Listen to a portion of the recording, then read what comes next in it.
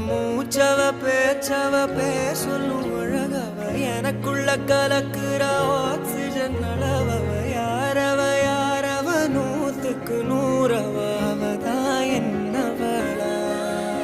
முரலையவ கலையவ அழகிய நிலவவ நிழலிலும் ஜொலிக்கிற நிரந்தர ஒளியவ சரியவ தவறவ சிரிக்கிற சிரிப்புக்கு அவதான் காரணமா